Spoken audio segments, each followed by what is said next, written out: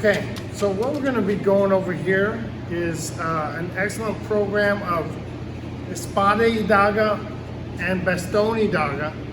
And what we're going to start with is long range. We're going to progress that into Largo Medio.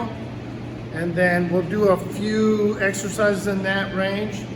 Then we'll go into some technical elements after we flow through these ranges.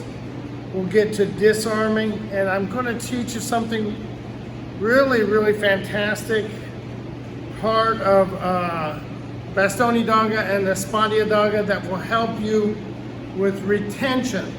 So one of the biggest complaints I've always had about this subsystem of Kali is being able to retain it, because it's the largest subsystem in Kali.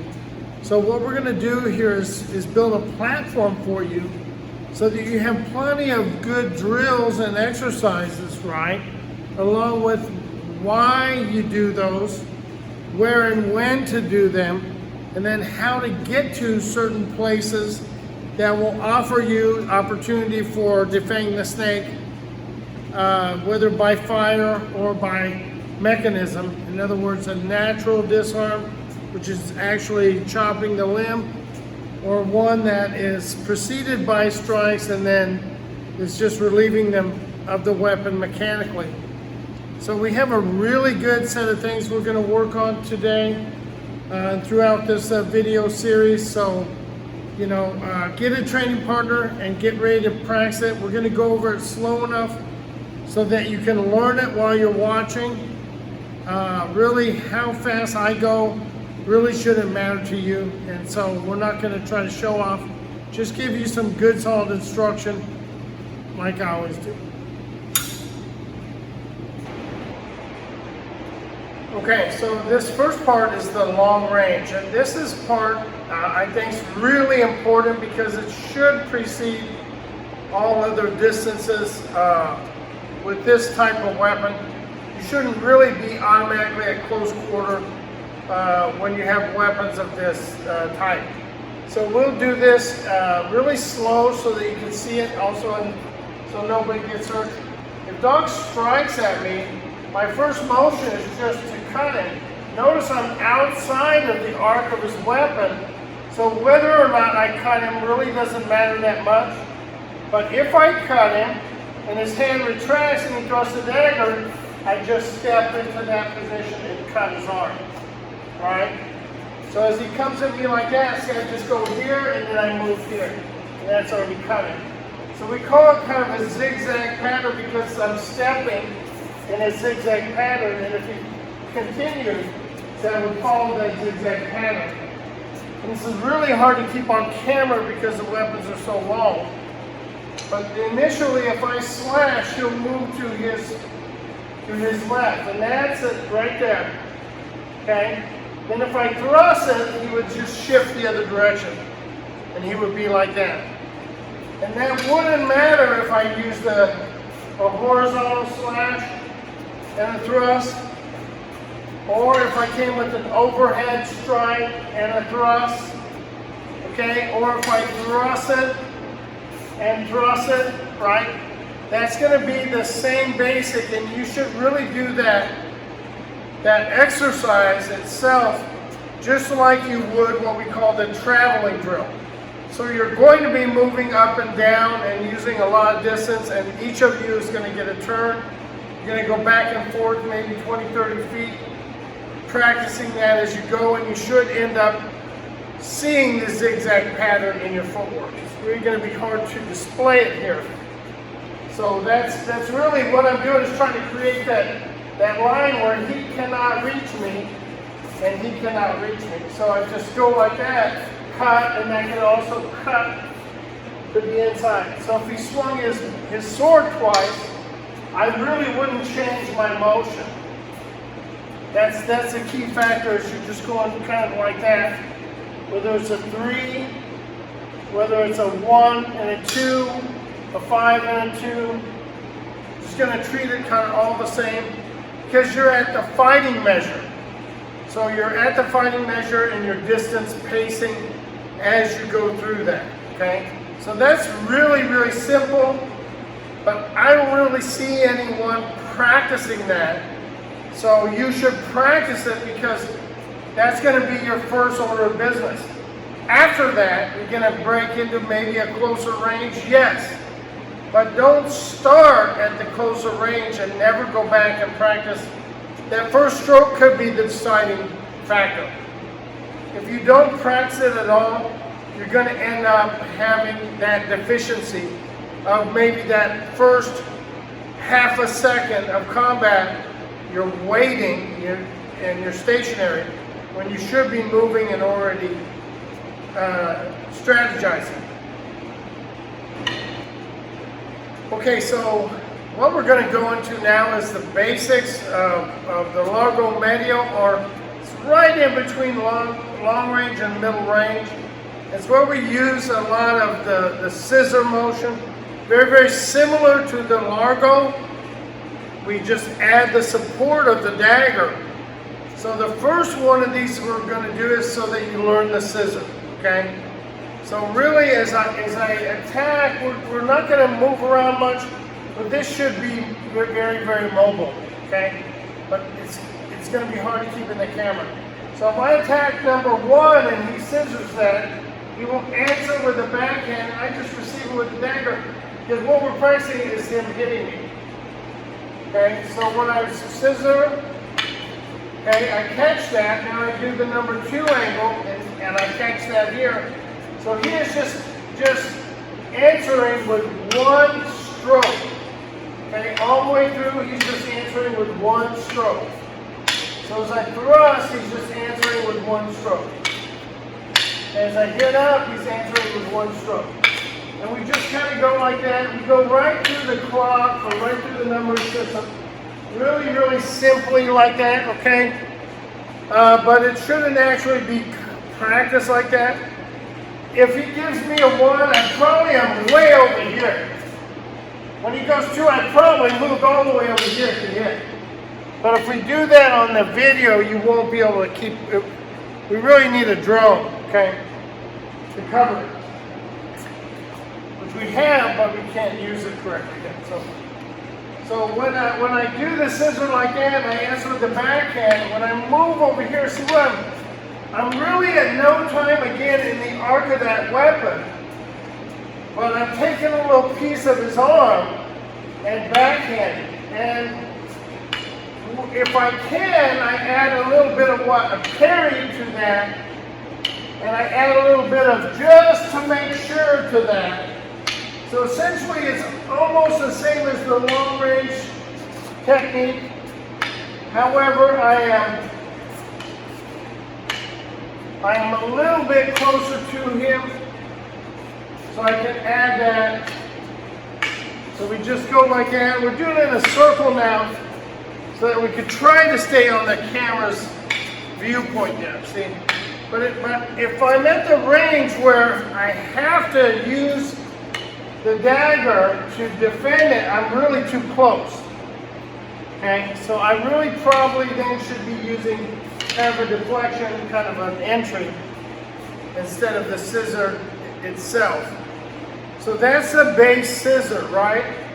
And it doesn't matter what order. If I do a number one, and he answers, then I hit an uppercut, and he answers, then I do an uppercut, and he answers, and I hit the downward stroke, and he answers. If I thrust straight, if I overhand backhand, whatever number system you use is fine. We just use a certain pattern every time, as opposed to changing the numbering system over and over again. That way you retain the information. So this is all about you retaining the information, not about how many different numbering systems that Doc know or I know, so that we can flood you and have you not end up with anything when you're finished. So that's the basics of the scissor. Okay, so what we're going to do right now, we're going to go into what we call the count series. Now, we're just going to, for this moment in time, show you just a very basic count that you're actually going to use throughout the rest of this video series. And then you can add counts onto this, prefixes, suffixes. but it's not about piling on. We want something functional. So this is really simple.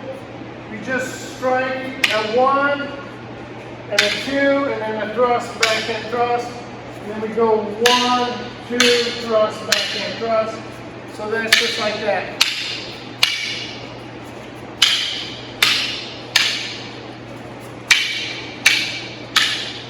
Okay. So that could be like that. Just like that. That's a 4 count. 4 count is the base. 1 thrust, 4, and back. Okay? 1 thrust, back and thrust. 1 thrust, back and thrust. 1 thrust, back and thrust. 1 thrust, back and thrust. 1 thrust, back and thrust. Really simple, okay, but there are many counts. We're going to do a 5 count, a 7 count, a 9 count, 11 count, and so forth, okay? So that's the one I want you to retain.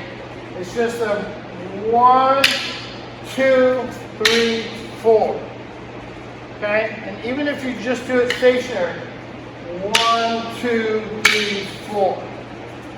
1, 2, 3, 4. That's really old school how we used to do it. And then we would do that, we would take a step.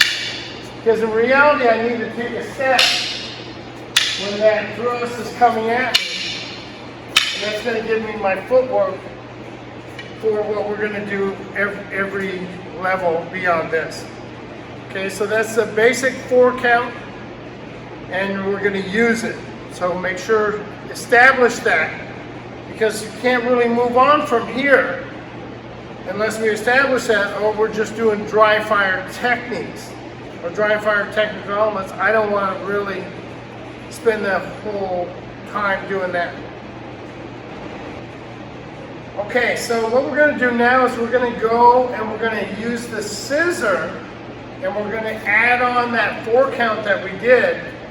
The scissor will change a little bit, but it's primarily the same thing.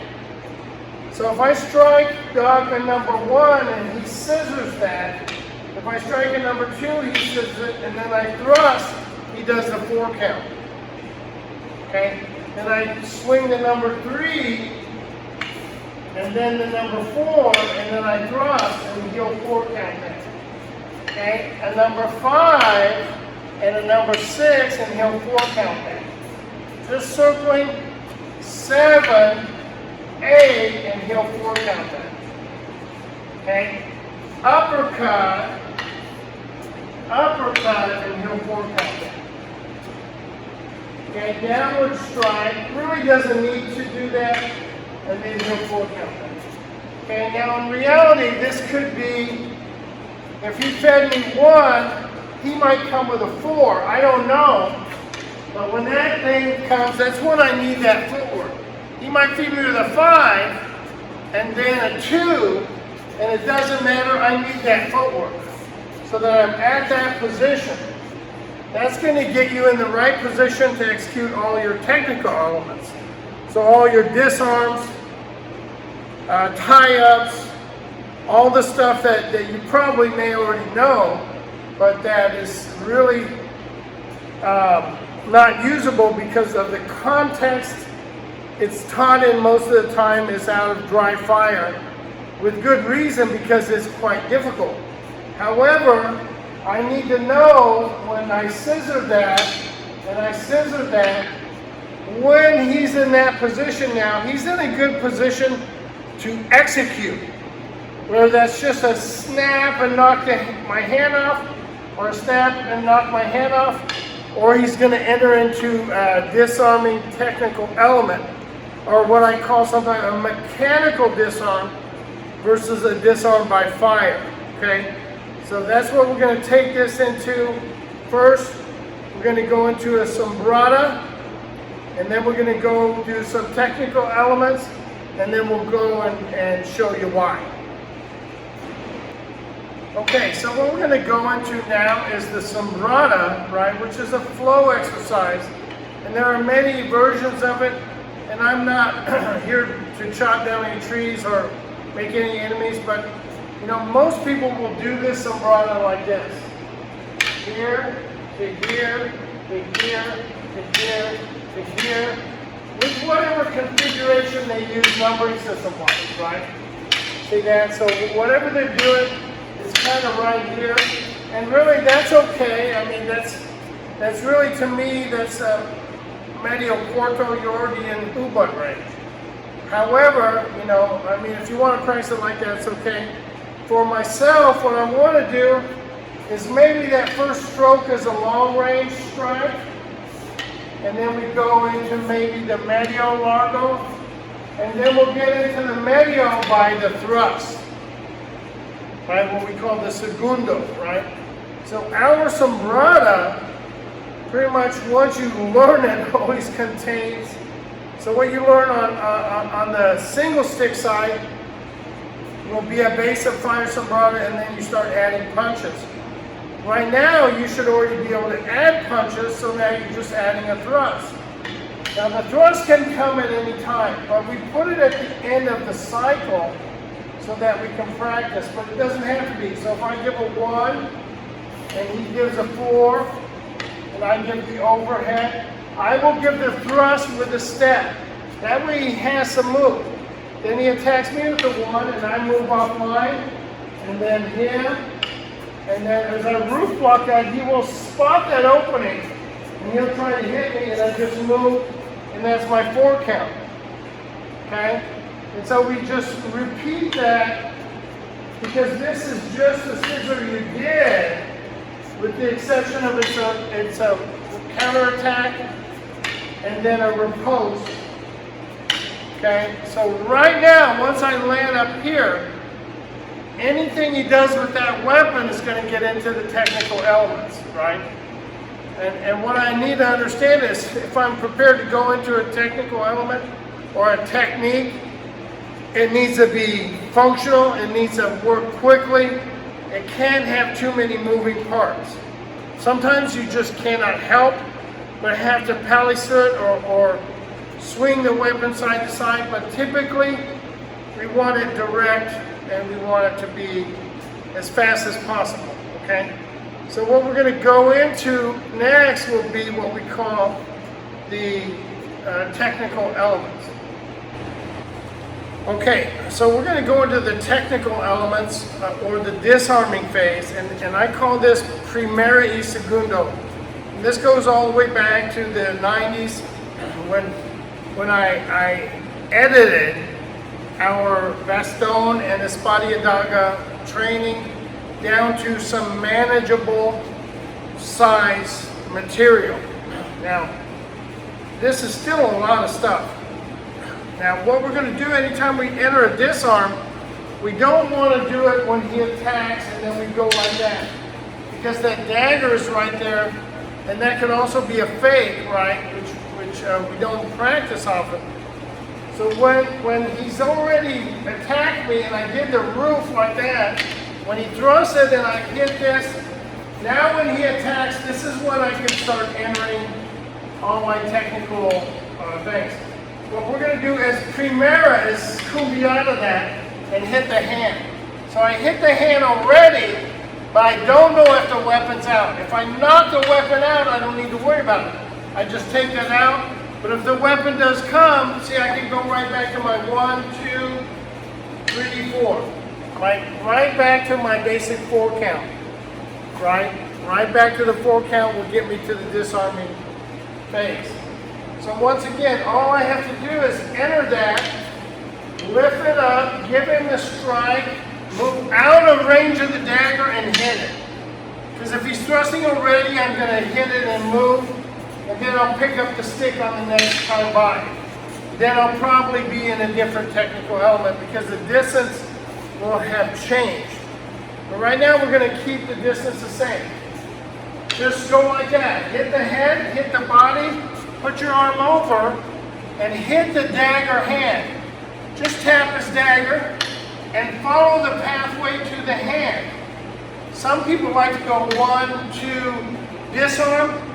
Myself, I like to hit the hand no matter where he puts it, and then slide right to the disarm. That way, if he thrusts, see, I can hit that, and I can go into that disarming element right at that moment. And then there again goes my basic 5 or 6 or 7 or 9 count. So that's the technique for the forehand side. Bang, bang, bang, take it out, strike the hand. That time I moved outside of it because I didn't like my position on the inside. And once again, I flow out to range, and I probably might just stay at long range if he's lost his weapons, but he's probably dead already. Okay, so that's the same thing. If I give number 1 and he just rejects that, thrusts under, even if I stop it, he's going to hit my hand and go right to the disarm. When I thrust, he just decides inside or outside. And that's going to disarm it out. Then he's going to follow up on what's left of my body. Okay? So that's what we call the primera, stick pointed up for angle 1, is called switch hit or cumbiata. The next one, what I do is on the number 3 line, I just take it like that. See where I wedge that in between 2 weapons? And then here I flip that over, which gives me that line again. That's essentially now the same technique. Okay? That's the same technique right there. If I do it like that. So this will make it easier for you to retain this knowledge if I hit it. Okay? Let's do that from the other side. We'll do number 1 and number 3 again. But again, once you understand, you don't need a number, you don't need 1, 2, 3. But right now, he's going to give me angle 1. When I lift that, see where I hit the hand, I thrust, and I hit the, that just comes out. Now this is on the outside of the weapon. I'm just hitting his hand, and I'm just going to do the 4 count. You see, now you see why that thrust in the 4 count is overhand like that. Because it's going right into the body, or it's going right for the pickup of the weapon. Okay, so that is primera of the angle 1 variety. See that? Hit the hand. That goes right over. I'm going to pick that up, and then I'm going to follow up, probably long range. Okay. On the number 3 side of that same strike, so hit me again. What I'm going to do is wedge that in between my dagger and my stick. I don't want to, but remember I'm coming off of this. Maybe I'm starting to do that and that comes. So I really have to do that. It's the same as doing this, but I want that underneath so I can lift and move out of the dagger's way. Hit the dagger, disarm the dagger. Okay, when the dagger comes, hit, thrust, hit, disarm, and follow up. Okay, follow up, kind of whatever follow up you like to use. Okay, the number 5 will come, and I can tip the weapon to the outside, giving me that same line. Okay, and when that comes, see, I just use the same technique pretty much every time, okay? It's only going to be a variable if the second thrust comes high. Now I have to palisade it and walk it back to the other side. Okay? That's the difference between, sometimes the high one, it's really difficult, even if I disarm this weapon already, to get this hit in and try to disarm that. So what I do is I just hit it and then walk it down. Now I walk this back and thrust him again before I go to the disarm. Don't be such a hurry to get to the disarm hand. You got to keep hitting the person until they're ready to let go of the weapon. That's what we call tranquilization. Okay. So that's for the forehand side. Number 1. Enter, hit the hand, disarm, 4 count. Okay? Number 3, anchor, hit the hand, 4 count. Okay? Okay? Number 5, if I hit the weapon out, then you hit the dagger hand, come right back to the 4 count. Okay, that's one simple way. Now you have a technique for angles 1, 3, and 5 that match. On the backhand side of this, see what I do? I just do the same thing. Okay? So that's the angle, what we call number 2. I just deflect it down, hit the hand, disarm it out, and go like that. Okay? And we'll discuss this a little further later. If he hits the number 4, it's the same thing. See the hand like that? Okay, and that will disarm it out. If you can do that for angle 1, 2, 3, 4, 5, a million times, you're going to have that so easy to do, so fluid, you'll be able to execute it under duress. Okay, so if you see what I have been doing, is funneling the technique all to one position. But remember, we didn't get there from here. That's just so we could do it often. We got to it from the outside of this hand. Right from the outside of that hand, and maybe I'm already starting to disarm this when that hit comes. That's why I have to. See where I pick up the dagger hit right there? Okay, and that's automatically what? Now I'm open position, so all I have to do is rotate. Right on his arm bone, right? So when I went like that, you'll get up here. When I went like that, see, I don't even have to look when he swings that next attack. That's going to automatically hit the head and the hand. Then I just go here. See, that's already in the armpit. This one is smashing down, right, on the hand. And then going into the body, or I just pick up the arm, and that allows me the eye or the airway or the other way, and then hit the body. Now I could go into joint locking.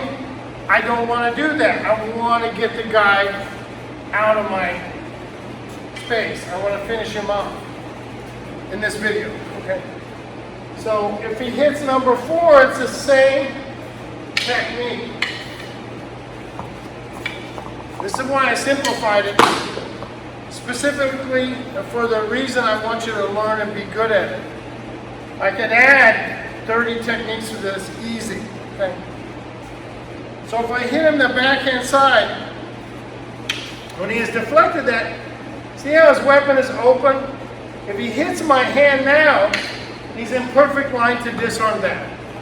If I thrust, he's in perfect line to 4 count that. Okay? But it may not always work out just like that. But what we want to do is be able to get you to do it from angle 1. See that? See, you can see the simplicity in the movements. Okay? So you can do that from angle 5. If he just points the stick up and turns it, he gets right to that same position. And right to that same position. Okay? So you're just entering and executing disarms and strikes really simultaneously. So that now what you have is angles 1 to 5 for stick pointed up position, basically one technique. Okay? Even though there can be variables, let's stick to that one technique until you have gotten good at it. And then we'll go back and we'll discuss variables. Okay? So that's what we call primera, and that is stick pointed up. Primera y segundo. Okay, so we're going into technical elements, primera y segundo, from the stick pointed down position. Now you see what we did in the stick pointed up is we eliminated the need to understand forehand or backhand strike. It's all about stick position. So this is going to flow like this. I really, as soon as I take the strike, I want to move away from the dagger. And then the disarm is right through that quadrant. See that? Now I can keep the stick or let it go. Right here, see, I can turn my body and go 4 count for the disarm. Now later we'll do different disarms, okay? But right now the 4 count is the disarm. So if I catch the number 1 like that, hit the hand, hit the knee, hit the head, execute the disarm. I have my dagger here. When the thrust comes, I just turn my body, smash the hand, thrust over the arm, capture the arm. That can already be 2 or 3 strikes. And then I move in the circle. Okay, that is your basic count exercise. So if he hits me the number 3 line, I essentially execute the same technique. See that? Sometimes I hit the dagger, sometimes I do not. That's why I always set up to deal with that dagger. Okay? So the number 3 line, he's going to low wing deflect. He's going to take a piece of the arm, he's going to lift up, and he's going to hit through. When he hits the dagger, he comes all the way back, hitting the head, and then strips it out. You can see where the thrust is. But because he's already prepared to pendulum out of that position, it doesn't come that fast. It's not the same as trying to catch up to it. You're actually already ahead of it. So when you do it like that, you're going to find it works a heck of a lot better, okay? So once again, as he goes all the way through that motion, he's taking that dagger or I'm blocking it. At that moment, if I'm thrusting, he's just turning out of that position. He's just going to do this. Rotating column, he's going to turn his core. So if 1 is like that,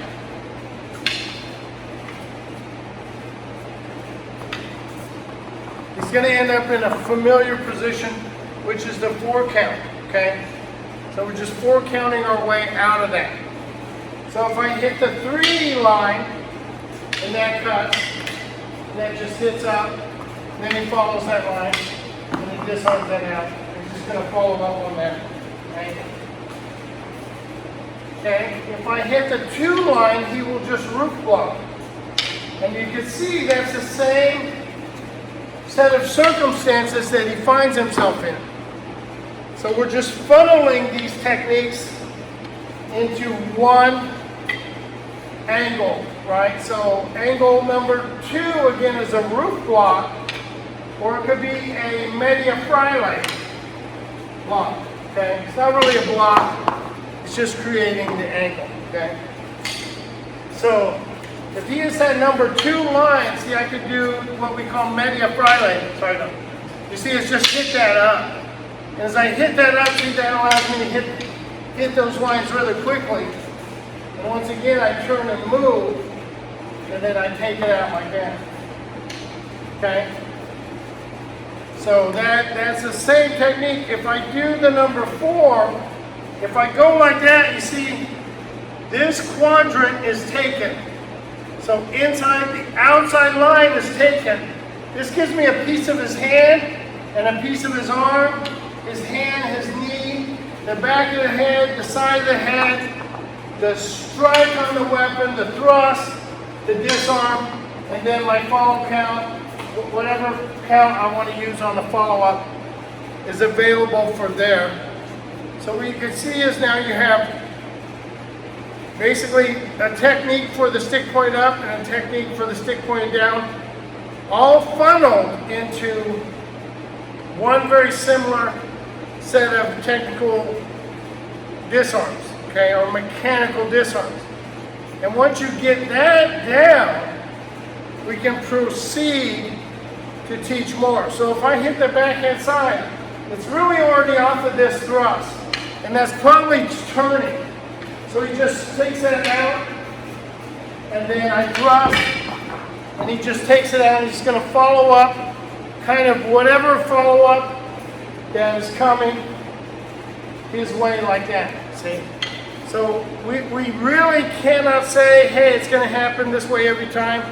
But what you can say is every time I find my stick in this position, I will follow this route. Every time I find my stick in that position, I will follow that route as a base. Once you establish the base, you will find endless possibilities exist. Okay, so anytime I hit this and I want to do Kumbiana, that thing could thrust before I'm done disarming the stick. That thing can hit with a turn. See, now I'm into that disarm, and that could be now the punch that I'm defending. So it isn't always going to be just like that. In some cases, when I do the Kumbiana entry and I hit that hand already, when I disarm this, that's already coming. So sometimes I need to scoop that. And you see where the hit goes to the hand, and the hit goes to the head, and the thrust goes to the body, and the disarm is like that. So those are the variables that start to make the whole program really, really hard to get a grip on, because there are so many possibilities of entries into that second level and entries into the third level. You will become overwhelmed pretty easily with that, and then you end up, you walk away, you have nothing. Here what we're giving you is two major things that you do, and once you get good at those, we can add on different technical elements that will satisfy your curiosity, but it's not going to get you killed. So that's the main thing of this way of doing this material. Okay, so now what we go into here is what we call tie-ups. Now these are just a matter of what is happening situationally. In other words, that I have captured his weapon for disarming purposes, and he has it either tied to his wrist, or he has an extremely strong grip and won't rip out of it. So we learn through process to execute what we call a tie-up. Now there are many types of these tie-ups, and we'll just go through them kind of one by one with the simplest one first. Okay, so I've already, like I said, we have gone through a Sombrata shed, okay, and we had that happen, and I started to disarm that, and then that thing came. That's how I got here, because I didn't step here to do this, because he just half motions that and I'm dead. So you can't, but we're going to show it like that, but I want you to understand, it is not like that. It will never work. And that's why many people claim, well, that stuff is just, it's never going to work. It will work, provided you enter it through the correct path. It's like saying my Ferrari is the fastest car, not underwater, it's not.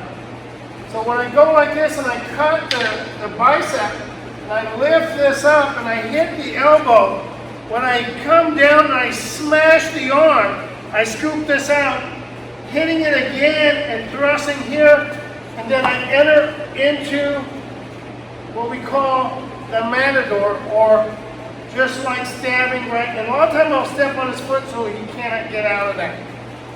So that's really not meant to disarm him. It's meant for when he won't relinquish the weapon. And I get like that, so I just hit that. See, that comes in right there.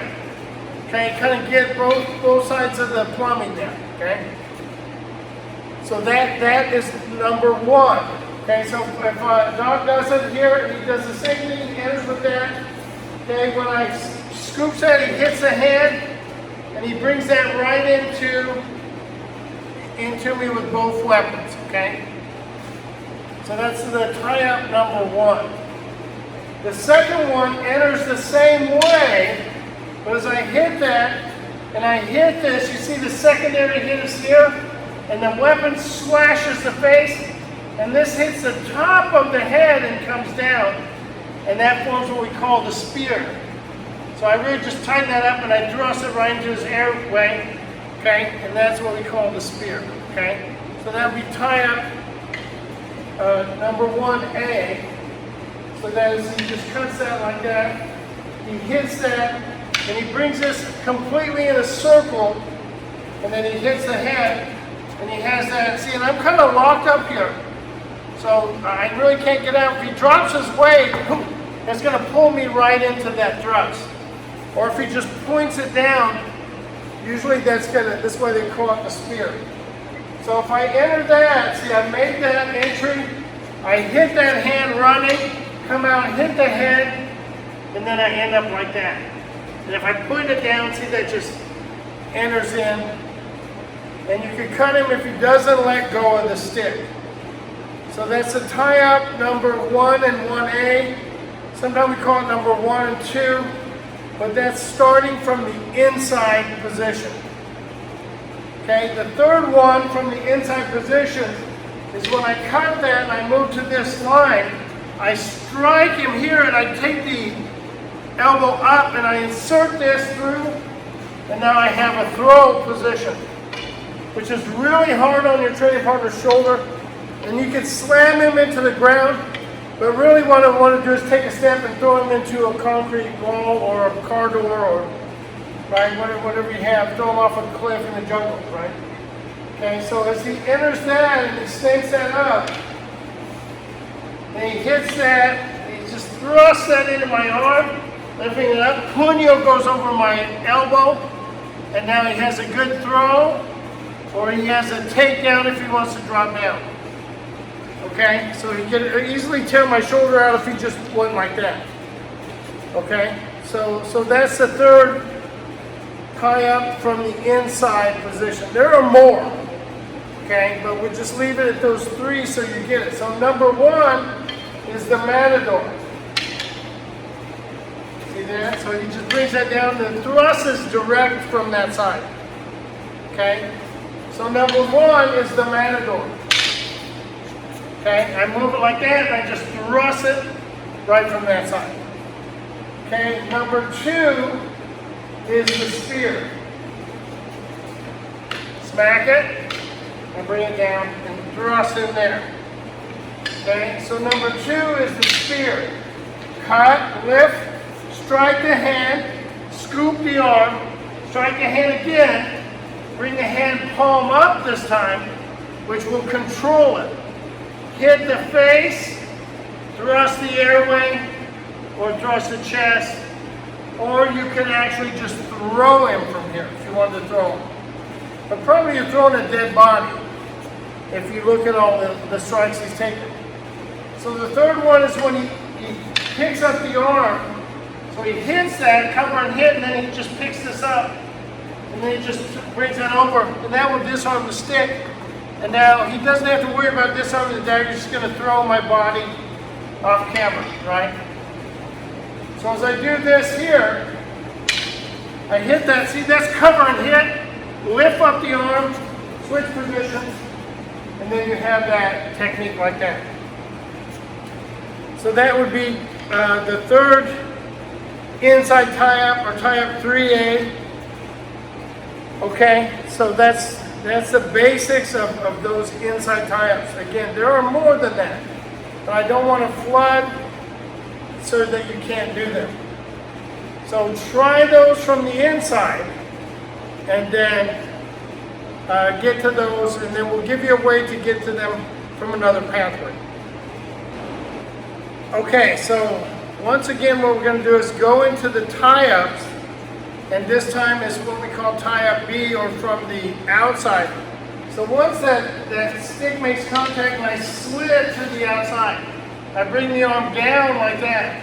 When he hits with a stick, see that's really going to smash his face, and then I'm going to tie that up like that. So if we walk around, so when I tied that up, I go over his dagger and under my arm punyo.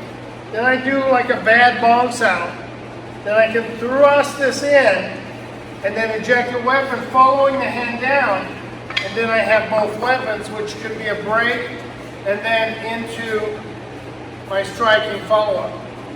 So that's what we call number 2 outside. So as he hits that and he brings it back, he brings it a little bit low so I can't thrust underneath. And then he brings this over top, and and he ties that up over top. Makes a ball saddle, ties me up, thrusts through there, and you see how you'll end up hooking me. And that has really excellent positioning. And again, we're probably getting to this by mistake because he won't let go of the stick. Okay? The second version of that is when I go here, immediately I tuck this under my armpit so that when he thrusts, see that motion will serve to disarm him with the stick and put his dagger in jeopardy. Then I can follow up with a 4 count. So if he goes here, and then he tucks that under the arm, and then that puts the dagger in jeopardy at that moment. Okay, so the third one, as I do this here, I just happen to bring this down, and what I do is I bring this and I put this under, and this one over. And that's really, sometimes people do that by reflex. I hate it myself, okay, but people do that by reflex, and then the outcome here would be the same, okay?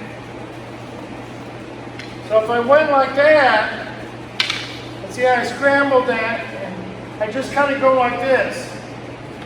Do it all at once. See that? So instead of going here, here, here, it just kind of goes here. And that's the same technique at that moment from then on. Okay? So as you do the inside tie with a long puño on this one, Rin needs a long puño, and he goes, and that's perfect. Ties it right up, and that's why I don't like it, because that will bounce out of there. Time and time again, that will bounce out. And some people like to have a puño that's 2 fists long. So they go like that, 1, 2, 3, and that's where they hold the stick. That would be more for a puño that's that long. So when you go like that, see, and I hit here and I come here, see, it's really easy for me to just stick that like that. Because that puño is so long. But I don't like the puño that long because, yeah, it makes my stick fast, but it takes away all my reach. So I just want enough puño to strike and hook and pull with. I don't really need a 2.5 hand or 1.5 hand. I really like just about 1.5 inches sticking out the most. And you'll find that comes out important. So these are your tie-ups from what we call medio corto, okay? So that's the 3 basic tie-ups for outside the stick, 3 for inside the stick. Okay, what I'm going to do here now is just show you, and this is one little bonus thing that I really, really like about this platform that I'm showing you here, is that when I do, for instance, I'm going to do stick pointed down, I deflect that, and I'm going to disarm that, and I go like that, and he doesn't let go of the stick. You see where that puts me? Right in the position for that tie-up. Okay? When you do sombrata. So we go sombrata here, and when I hit that hand, and he comes with that stick, and I did that, at that moment he doesn't let go. See, I could already have tucked that under, and have already gotten to my tie-up. And I got to the tie-up because he just didn't let go of the stick. Okay, that's why I really like that platform of primero y segundo. So the same thing here, if I went like that, and I go like this, and he pulls this stick away, and I hit that dagger, see, a lot of times now I'm going to end up in that snaking position. That's where I didn't want to be, but that's where I am. So if you didn't want to be there, fine. But you might get there, so be prepared to do that.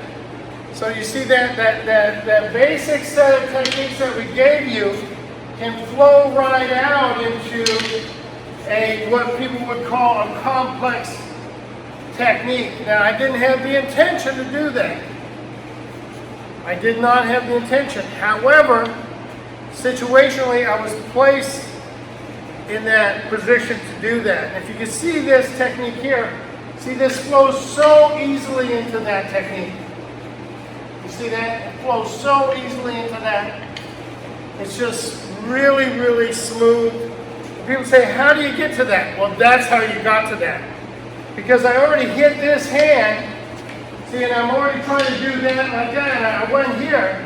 I didn't just go like this and try to go here, because I'm probably going to get killed. Even if I went like that and then thrust it, and I went here and then I tried to complete that, too many moving parts there for me to probably pull that off. However, if incidentally I got here from here, right, and then I went like that and I hit that, and that wouldn't come out, that's how I got there, that's probably very, very likely that that's going to happen. You don't even have to, once you try it, you won't argue it. At first you might say, well, this and this and this can happen, of course. And we have an answer for that too. But if I try to put it, because anytime I'm here and that dagger comes, there could be the stick first and then the dagger. There could be the dagger first and then the stick.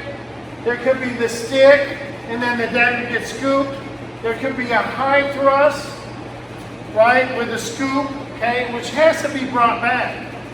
Okay, so once we start getting into all that material, adding on each one of those possibilities to each one of the entries with a pathway will be mind-numbing, and you wouldn't be to understand it. But if I give you these pathways and this understanding of how to enter and get to the position, it really is nothing for you if you already did double dagger to scoop that dagger and end up in that position. Then find out through that, see, hey, this is the position I was familiar with. That's a position I was familiar with. Whatever that position, whichever one of those techniques happens to play itself out at that time. It's just a matter of where is your stick, where is your dagger, where are you, and how that will work. So if you take that primero y segundo and put that into your muscle memory so that it's automatic, you can add the tie-ups onto that really, really easy. Won't be a problem.